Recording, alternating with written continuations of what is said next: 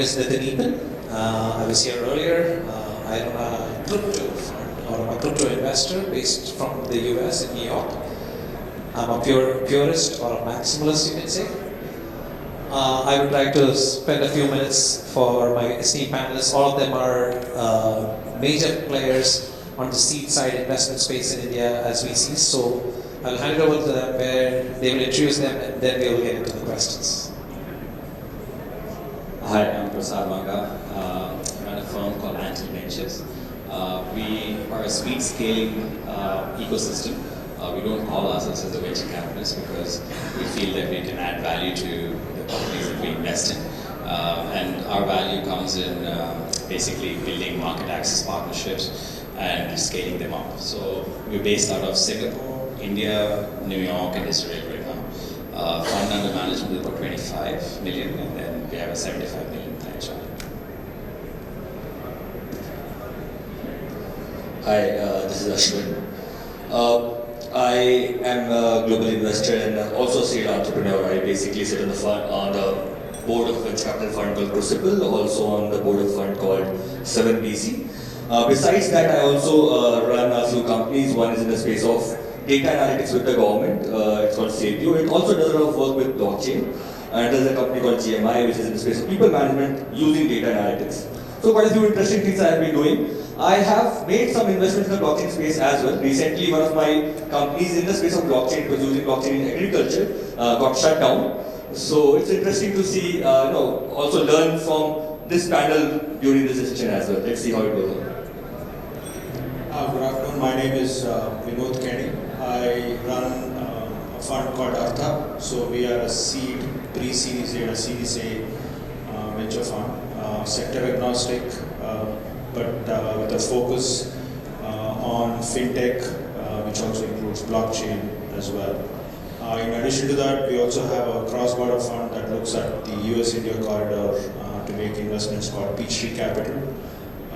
Both funds put together, the capital under management is a little less than 100 million. And like I said, both of us look at fintech, which includes blockchain as well. And we have evaluated several of them. But our investments, anything closely related to blockchain or crypto, is in a e-security, cybersecurity company that sort of is working in blockchain. I'm Amit. I'm one of the founding members of Unicorn India Ventures. We are an early stage VC fund, invested in around 20 companies. We also have a UK-India cross-border fund through which we invest in UK startups that are looking for market access in India. And I'm also advising a few crypto funds starting out of India, and I've made a few personal investments in the crypto space. All right. With that being said, so you have the guys with the money over here. As a monetary good, I would term the cryptocurrencies as a monetary good. And as an asset, so if you take it, Bitcoin is trading at less than 1 cent in 2009, 2010. Went up to 20,000, right now trading around 10,000. Ethereum, the next big one that came in, ICO'd in 2014 for 7 cents. At the peak, that's 2018 Jan, it was at $1,500, now at 200, 300, let's put it in there. So close to 1000x or more than 1000x returns. Now, from each of them, I just want to know, have they invested or not invested? If they have not invested, why not? And if they have invested, some of their learnings that they have understood in this space. Hi. Yeah. So I think I was one of those dumb asses that lost money in crypto, but yeah, because I came in late. But it's okay. I really appreciate the folks who saw the trend on the way, but it needs a very speculative kind of a mindset, specifically a trading mindset, which he comes from, to be able to bet on it at the right time, right? But with that being said, I think, there's a lot of hue and cry around people losing a lot of money, it's crashed and whatever, but I think the stat that he just mentioned still shows that people who entered at the right time, still there is a lot of value that is being captured. But blockchain is much beyond crypto. Crypto is just one use case, and so don't associate crypto with blockchain. Is what I would say. Yeah, I'm on the same boat as you. I did not invest in crypto. I did invest at a much later stage and kind of lost money. So I'm one of those. But yes, as you mentioned, I think it's all about timing. And when you do investments, you need to be ahead of the trend. That's the beauty of any venture capital investor. You always try to look for trends and try to be ahead of that. I was not, in the case of crypto at least. But yes, I'm trying to compensate for that by delving into blockchain, which is, as you mentioned, much bigger than crypto. So I'm a little conservative, and I'm always very skeptical of anything new that comes out. But this was one where, thanks to the wealth advisor, we ended up investing in crypto. This was way ahead. But it was also because we sort of thought that this actually has the potential to be truly disruptive. And on one side, even though I'm conservative, I tend to also sort of look for some things that can be very disruptive. And this one was something that I knew was going to be disruptive. Sort of invested early, really started looking at these sort of returns when it sort of hit 20. Then greed got the better of me. So said, let me do more. Then my advisor said, no, let's not. But then I said, still, let's do it. Then he said, well, if you sort of like going to Las Vegas and blowing up money, then yeah, please go ahead and do. We did a little, but I am still ahead. So I still have some in it. But it has done well, and I think one of the things is, like I said, crypto just happens to be one piece of the whole blockchain technology, right? So if you look at the larger piece, I think there is significant opportunity. The challenge, I think, is in the world of finance, which is where crypto also is going to be operating in. It's going to take a long time for mainstream acceptance to really come. Because of the fact that not everything changes overnight in the world of finance, right? So from that perspective, I think it's going to take a longer time, which means that a lot of people have to have a fair amount of patience. Which also means there's also going to be a whole bunch of fly-by-night operators, shysters, people who want to really look at making a quick buck, come and get out, which, the system itself will at some point start cleansing itself out, but that's a natural outcome of what happens in this sector or any other sector that's in the early stages.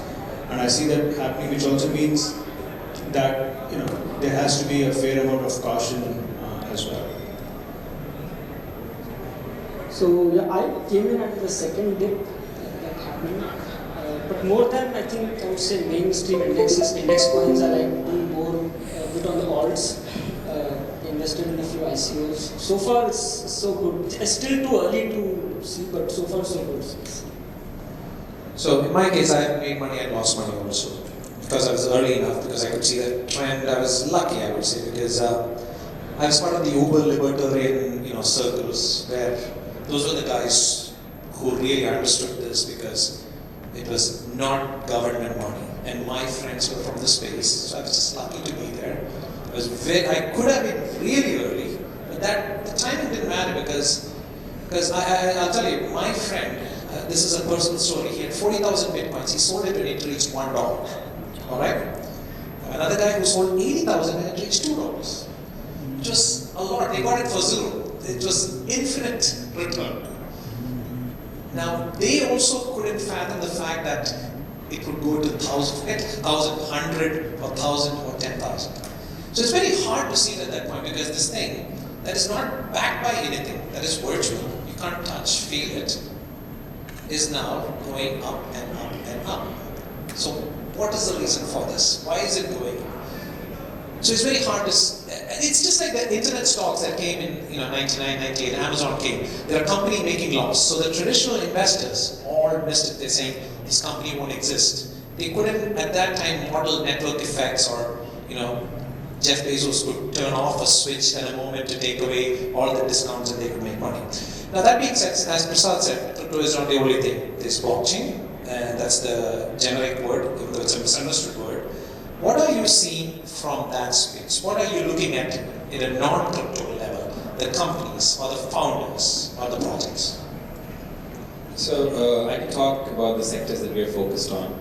We're focused on media and entertainment, health tech, and urban tech. I think all three sectors we are seeing like huge blockchain applications, specifically on the media side. We're seeing how content can be monetized in multiple ways through management of rights in movies, in television channels. Today, the only way the content gets monetized is selling it to a distributor or selling it to a Netflix operator, right? But you can actually monetize in several ways and manage it through a blockchain solution. Same thing with collectibles and art. You can actually track, the movement of a collectible from one person to another throughout the value chain. In health tech, obviously, a lot of you must have seen that there are billions of devices that are connected. They need to be managed along with the records, health records that can be captured. Third piece on urban tech, a bunch of governments in India have already actually gone forward to manage land registration as well. There is a solution that we saw in Southeast Asia which is trying to completely put an entire city on a blockchain network with decentralized servers, decentralized, a lot of financial stuff. So I think the use cases are many. You basically have to feel that number one, you need to assess, do you need blockchain for this use case? I think one of the things that a lot of trends will do is that entrepreneurs will say, hey, I'm going to put AI, I'm going to put blockchain. Right? We get a lot of this. I'm an AI-enabled solution, I'm a blockchain-enabled solution. For AI, you need a lot of data. For blockchain, it needs to be a use case for you to use it. Otherwise, you don't need a blockchain. It's this distributed ledger management system, which has been there for a while. It's just that, do you need that kind of computing power? Do you need that kind of this thing? So that's the question that you would ask yourself. Yeah, I think you covered it pretty well. Blockchain has got many use cases. It goes much beyond any specific sector. It can be used in any sector. Before getting to that, I'd love to know from the audience here what kind of composition it is. How many of you are already using blockchain in any format in your company? Okay, cool. So quite a few use cases are already here, out there. In my case, I would say that, for example, this government body, it's a pretty big one. They are kind of managing a huge project, and while managing that project, we realized that there is a lot of leakage which happens at multiple levels in management of that project. And there are multiple stakeholders which get involved in the entire project. So, very simple use case. We decided to use smart contracts and the entire project management was shifted to blockchain. It's working pretty well now. So, simple use case, it's there. There's this another company which I talked about. It's in people management consultancy, which is not even connected to blockchain in any way. But there also we are seeing a very clear use case of blockchain. So the point being that literally go to any sector and there is a use case out there. Prashant mentioned about media tech. I was just sitting with a major media house just in the morning today, and we were talking about how blockchain can be very useful in what they are doing. So eventually the point is that any sector, it's going to be useful. We need to obviously look at the use case, the right use case, not just use it because it's cool. Maybe it's not even cool now, but use it only because if there's a clear use case for it, as was the case which I mentioned to you right now with this government body. Yeah, that's it. So early days, there is a lot of course, I'd probably say there's a lot of hype around it, and that goes without saying anything for that matter. So like the other panelists were saying, we do see a fair number of pitch decks for things that sort of, just because they all think that we're doing keyword search. So they'll sort of put AI, ML, and then they'll also say, oh, blockchain, and then we all wonder where's blockchain coming in. And that's fairly common. And that's being an entrepreneur too, right? Try and do whatever I can to get some money. Having said that, the opportunities that I have seen, and we are actively sort of evaluating a whole bunch of them. So we have seen one in the HR space, which was fairly exciting. Of course, there's one that got funded very recently in the HR space. which was actually going out and doing verification of education qualifications, experience, references, and using blockchain for that. We saw one in the BFSI space to do smart contracts, especially on trade finance. So that was something that had the potential and had a bunch of banks that were sort of involved with it.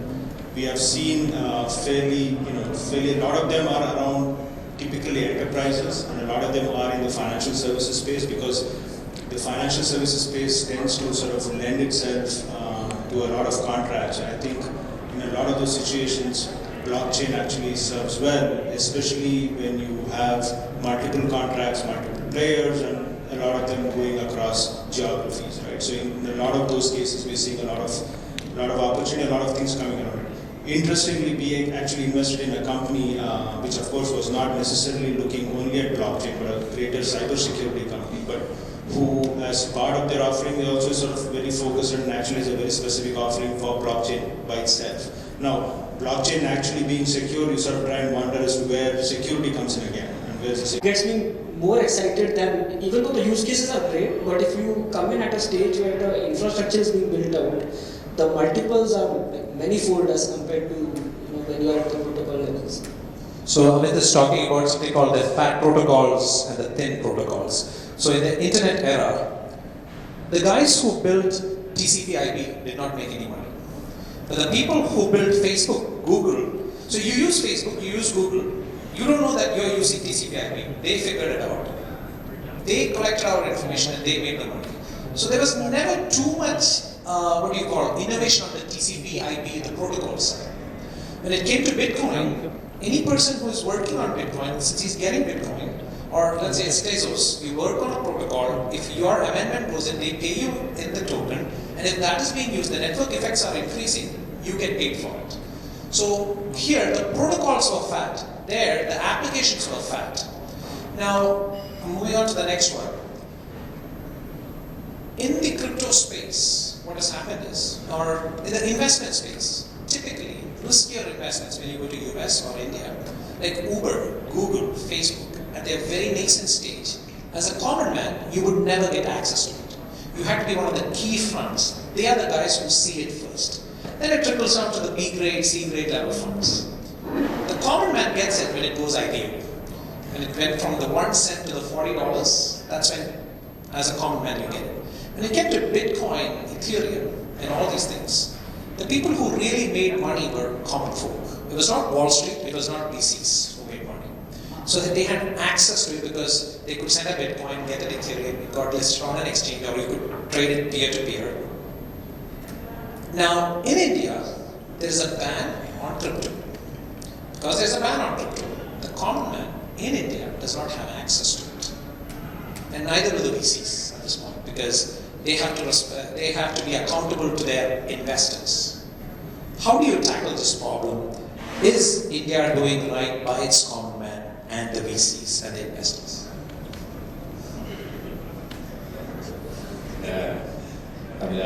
I'm trying to think that if a lot of them are actually, kind of following the law or not, as you said. But anyway, people will always find a way to make money, I guess. But yeah, I think you got to, wherever you're registered as a VC fund, you got to respect the laws of the country. India, I think, has created this because there were many scams that came in the market. There were a lot of snake oil sellers, as I call them, right? Thankfully, that phase, I feel, is kind of over. There are now companies with substance and with real use cases that are actually going forward. But it's going to take time for a country like ours to get used to the fact of crypto. I mean, I think every government, every large corporate that I speak to in India is open to the blockchain use case. It's just the crypto is something where they can feel that it can be public and it can be anonymous. And that's also a myth sometimes. Blockchain need not be public and anonymous. Blockchains can be private, can be only in this rule that you could restrict it to. It doesn't need to be public and anonymous. But what has happened in the past is based on which they thought that there is a lot of money movement that's happening, and that's the reason that the laws have been created. But I'm sure when industry reaches to a certain level of maturity, then governments will start opening up. And sometimes technology drives that. And when Uber or Ola started, obviously there was a thing that why would anybody actually take out taxi unions out? It's never possible. When Airbnb started, everybody said, oh, why would people give their houses for rent, right? But when technology gets to a certain level of maturity, it changes ecosystems, it changes with the way governments think. And that's the way I feel about this. I think you've answered it perfectly. I totally agree with you. The point about tech evolving, getting more mature, and that's what's going to happen with crypto as well in India. It needs more time to get to mature, and there's a reason why the government chose to do it this way, primarily because there were cases where the crypto was being used for illegal ways as well, for illegal purposes also. So the point being that yes, it will mature, it will take its own time. As of now, I go to a number of government sessions, I meet bureaucrats, I do sessions with them where I talk to them about the use cases of blockchain, and that too, as you mentioned, private blockchain. So now this awareness is coming that okay, private blockchain is also something which exists, and this can be used. And once they're seeing its use cases, once they're seeing money getting saved based on, as the example which I gave right now, the adoption is increasing. So with blockchain, the adoption is increasing further. With crypto, I'm sure markets need to mature further, tech needs to mature further, and then only it will happen.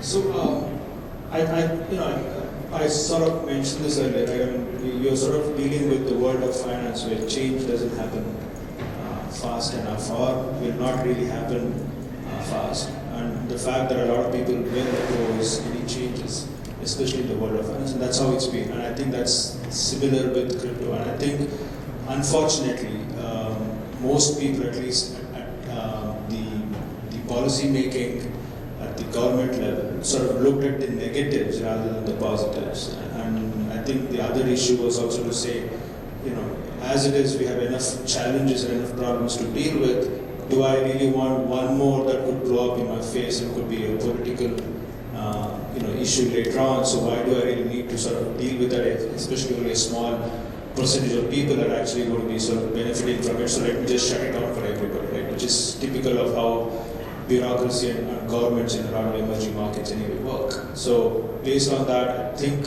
this is the way that the governments have also thought, and that's how it's going to be, I think, for a while. And I think that will only change as maturity comes in and more people start realizing that this has wider applications, has the ability to really benefit a lot of people. And then, of course, the ignorance and some of the other issues around financial literacy, all of those also sort of become a little bit lesser than what it is today. Because, look, even with basic finance and with some of the traditional models and traditional currencies we still have, there is under-penetration of this in rural areas, especially in a country like India. So, we all sitting here in a fancy room and talking about crypto when there are people in some village in UP or Bihar who are still trying to figure out how to get currency and how to really go and buy food, is the question that the government is still tackling with, right? So I think from that perspective, it's going to take a while, which also means patience is definitely needed. Yeah. So my view is that the whole premise of having an alternate currency of decentralization is, if you see countries like Venezuela, Zimbabwe, right, where the entire monetary system has been thrown away, right, there this thing can come in and help them do transactions and everything. My understanding is India already had a big problem of shadow economy, black money, right, and the challenge is when that's why we had to do demonetization to make sure that everything is accounted for and everything. So, one big challenge is if you have this, if you have an alternate source, alternate kind of monetary system along with the rupee, it creates huge headaches for the government to tackle shadow economy, black money and everything. This has to be balanced. So what is happening today on the ground, because some friends is a lot of people, they will go and they will invest via Middle East, they will invest via Singapore, they will invest via Australia. People who want to invest in this space will invest. The government is losing out on tax money, losing out on a lot of revenue sources that it would have otherwise got if they had a regulation in place and allowed it to do in India, right? On top of it, a lot of people,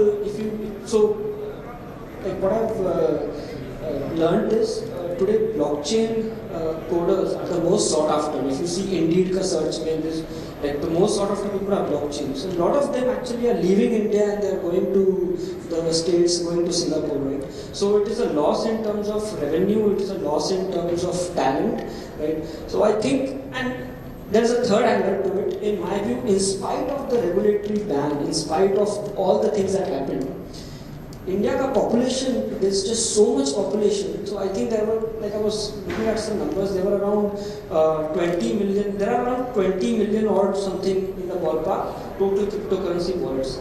In spite of everything, 10% of them are in India. So just imagine if all this ban and all was not there. So the population base is just so big that I think so the whole premise of blockchain is based on numbers. How many people are using it? How many people have cryptocurrency? So when you have 1.3 billion population and with that amount of penetration, internet access, it is bound to happen that India will be a major player. Sooner or later, the regulation has to catch up, in my opinion. No doubt about that, because we're just going to be late. Maybe we're late, we're going to miss that initial. But there's one thing though, which I want to make a point. Do not think that the India government is dumb. They are the really smartest guys because they are banning the second currency. The government's control over people always is on the control of information, which internet broke it out. The second is the control over money. They understand that this is money, and they know that if this comes into play, as Amit is saying, the money might leave, some people might take the money out, so they don't want it. But eventually they will have to open, because if every other country in the world has opened crypto, you cannot stay outside of that. You cannot say that we are the only country that's not going to use crypto. But do not even think that they don't understand this. They totally get it, because Bitmain, the guys who made, one of the guys who made the most amount of money in the whole crypto revolution, making the ASICs, they did come and talk to the India government about importing the ASICs to India. At that time, somebody talked over there and said, no, we're not going to allow it because your machine is printing money. There is no other use for it. So that means India government truly understands what crypto is. That being said, if there are questions for the panelists, please raise your hand, okay? So that I just want to open it to the audience.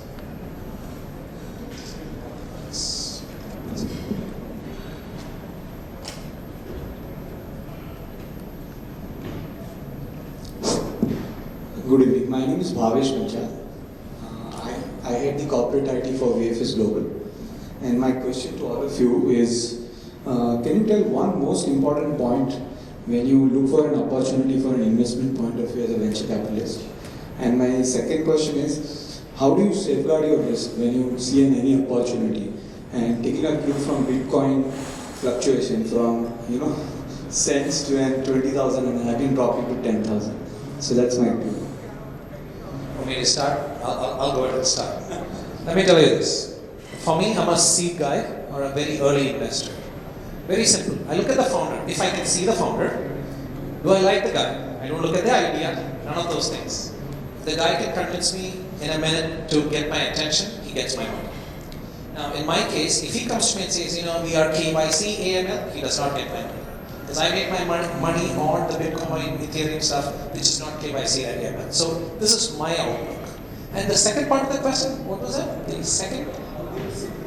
How do you safeguard your risk when you see the fluctuation is huge in this business? So you either have a target, or for me it's a time frame. I put it at for 10 years. Because it's my own money. I'm not reporting to anybody else. I put it for 10 years. I've decided that I'm not going to touch it, no matter what, because in this space, because the fluctuation is so much that when you trade it, you lose money. Because every time, if your goal is, if it goes up 10%, you sell it. I've tried that, okay? Goes up 10%, you sell it. Then you'll see that the next day the short up was 40%. So you miss 30%. When it goes down, also it goes 40%, you get the whole piece of it. So every time I was trading it, I was losing money. So we just held on to it. We figured out that that's better from a tax perspective, because if I do make 10%, I have to pay taxes. If I hold it for a long term perspective, it's not there. So I just hold on to it. For me, it's easy. Once I put money, I don't go after the founders. I don't try to sue them because they're going to be scamsters. I know that. I'm just hoping if I make 100, I'm a statistical investor. If I make 100 investments, I'm looking, can one give me 1,000 hits? I don't care if all the other 99 fails. As long as they can convince me to put my money, I'm willing to give them. And after that, if they scam me, I just keep it in mind. Next time, I keep an eye on them. Hi. I think on behalf of the panel, I can say that we all look for scalability, right, which is very, very important in a business idea or a technology. There are lots of businesses that don't need venture money, that are very profitable, and we should just manage it that way. Don't come through venture money, because venture backs companies that can scale and ideas that can scale. The second, or actually the first most important thing for us is also the founder. Very, very important. The founder, my first investment was in a pharmacy chain. Pharmacies are all over the place, very tough space to get in, but he gave us the highest return. It's sometimes you need to believe in that founder who has the potential to scale this business, right? And the third, I think there are a number of other factors, the quality of investors that are coming in and around, the remaining part of the team, what are the gaps, can they fill the gaps or not, a bunch of those characteristics. The second part of the question was fluctuating businesses. Unfortunately, we have not invested in any fluctuating businesses because we don't understand them. And if you've heard it speak, each of us actually also come with a lot of bias into this industry. We come with what we know or what we have learned, and some of them are conservative because they come from a very corporate-ish background. Some of them are much more risk-taking, trading background. So it all depends also where the investor's expertise or experience has been. But at the same time, we are all risky. We all look for high-risk investments, right, with some level of thesis, but there's not enough data to analyze that this is the best investment to go forward, right? So there has to be a good balance of being conservative, but also high-risk taking. Otherwise, you will not fund disruptive ideas. I would say team and timing, these are the two things which I've always focused on. When I say team, it does not just mean founders, team as in the entire team. That's very critical. I've seen VCs sometimes focusing only on one founder or the two founders. It needs to go beyond that. And timing, obviously, what I mentioned earlier as well, trying to find out a trend before it's become a fad. So you need to be out there on the ground. So I'm an entrepreneur myself. I like to be on the ground, understanding what's going on, not just sitting with Excel sheets in the room, and try to find out things, get into that, and understand the right time, whether the particular idea, the time is right for that or not at that time. That's it. These are the two main things. About managing risk. You have to diversify.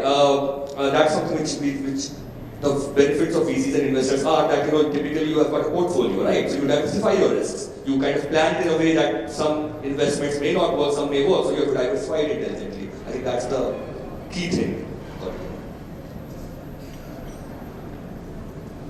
I think there's enough wisdom that's already come, so let me not dilute that by giving mine. Thank you so much.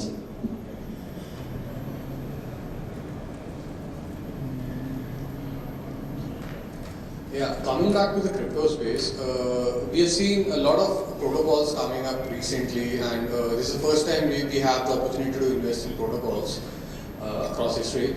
And these certain protocols are very prevalent in certain geographical locations, like Neo and Tron are pretty much very famous in Asian markets, rather Ethereum and EOS are more on the western side of the world.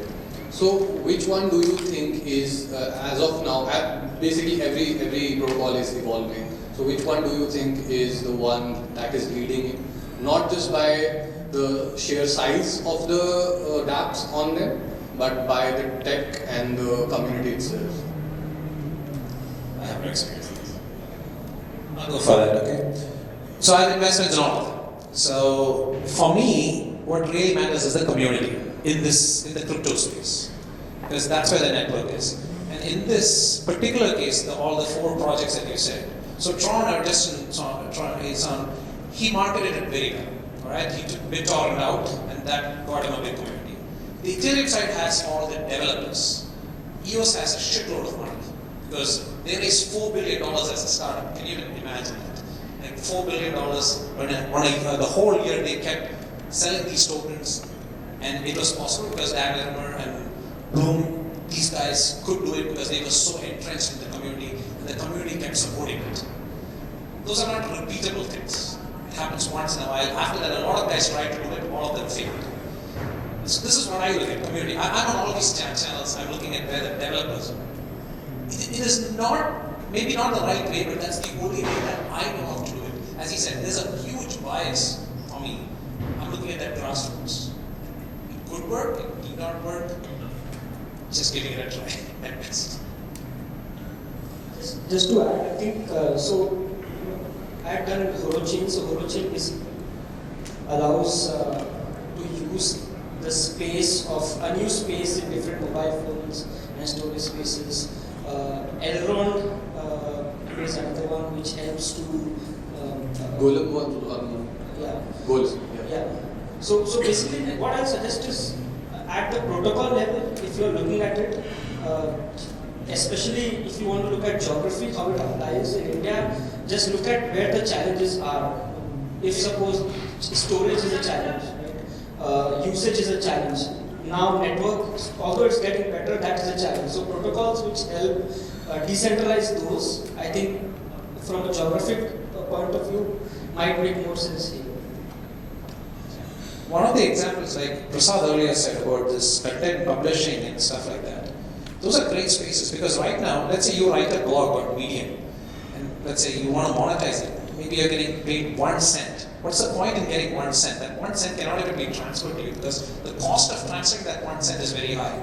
So over there, the on and off ramp, the rails, the guys who can build the rails in every country to get in and out of crypto or some kind of fiat, the blockchain-based fiat, they are going to be big winners. Whoever can do it. I don't know who it is going to be. Because now you have to get paid for Google AdWords or the Google Ads. It has to reach some $200 for you to get paid. You have to wait over there. So those things, they can at that point transfer maybe 5 cents, 10 cents, and you can choose when you want to get it to add off the ramp. Thank you. There was another question over here. Hello, sir. Can you share some cases that you have come across where the startup didn't need to use blockchain? Plenty. Any day that if I see 10 decks, a good chunk of them after this whole crypto or blockchain started going up, everybody was a blockchain startup. So I'll tell you an example. Long Island Tea, they changed their name on the New York stock market to Long Island Blockchain Tea, not iced tea, it was iced tea. So it's an iced tea company, they make tea. They just changed their name to Long Island Blockchain Iced Tea. Sir, The stock went up 400%. Alright? This is a real story. It happened. And many companies, this was going on. And then there was an investigation. But I don't know what they're investigating. They just changed their name. Can they change their name? Definitely they can change their name. But it's up to the investor to realize it's a tea company. What does blockchain got to do with it besides? We'll take one more question.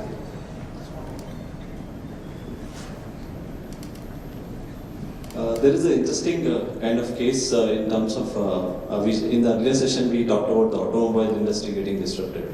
So there are 3 parts to it. One is there is a big trend that millennials are not going to own the cars going forward. The second disruption happening is EVs taking over the traditional vehicles. And the third disruption now, the whole existence of Ola and Uber is because of the trust, which because of blockchain, tomorrow Uber will also get disrupted. So where are you going to put your money next for automobile? You got it. That's a $1 million question. If I had the answer, I would not be sitting here. I wanted, sort of making that investment. Having said that, there is a lot of disruption that's going to happen, especially in finance. I strongly believe that finance is the one that has been least disrupted till now. And I think the potential for disruption exists, especially with blockchain and crypto, to happen in that space. And I think that's where you'll see significant change, because that significant change that's going to happen, the way we transact, the way we deal with money, the way we deal with value, a lot of that is going to happen, especially with millennials and the next generation after millennials, right? I mean, a lot of that is going to change. And for example, one of the things that's actually starting to worry people in Surat is what? The fact that people buying diamonds is going down consistently year over year. And the reason is because most millennials, most younger generations say, I don't really feel the need to actually go and buy expensive jewelry anymore. Right? Which is a little bit of an oxymoron, because you go talk to your spouse, she'll never say that. But that's apparently what the trend is. The point is that a lot of this is now going to start happening, right? For us as investors, we are always looking at those trends and sort of saying, where is that next big thing going to happen? So by the time a lot of this really comes into, let's say, an emerging market like India, which sort of has got a huge market in itself, those changes and those trends have already started becoming disruptive in other geographies, the more evolved geographies, right? The US, for example, or Europe for that matter. So a lot of them actually follow them. But again, there is potential for all of that to happen even in India. Agriculture, for example, right? With fragmented land holdings, has the potential to actually have a lot of disruption happen with blockchain. The way we sort of source and the supply chain becoming more efficient. So there are enough opportunities for that to happen and enough innovation that can happen with that. And that's what we typically look for. So I'll tell you, since you asked about cars, okay? So think about it, in future, if everything is automated and cars are there, the transfer of money, or if you can buy your car is a machine, the machine can buy a product, or a machine can buy from another machine. That payment cannot happen with an OTP passcode, or the payment cannot happen through a bank. It has to be through some kind of blockchain-based crypto, because that's the only way that is possible. Or, I can think about something else. How about we bring, we all send, especially if we're from India, right? We send money to gods, or churches and temples, right? Intermediaries. We're praying to God, but we need an intermediary. Why can't we put the gods, which is a virtual construct, on the blockchain and start sending money over there? These are things we can think about. And imagine if you could control those blockchain contracts. Exactly. We could all become new Swamijis now, right? So I did a TED talk on this actually, on bringing gods on blockchain or disintermediating the middlemen when we pray to God. And there's a company that's working on it. I funded them because that's what I said at the end of the TED talk. If somebody can do this, I'll fund you guys. I'll give you the first seed. And a bunch of kids came to me and I funded them. I don't know if it'll work or not, but there you go. You can play a game at least with this. Alright, since we are over time, I just want to say thank you very much to all the panelists and all you guys for being a great audience for us.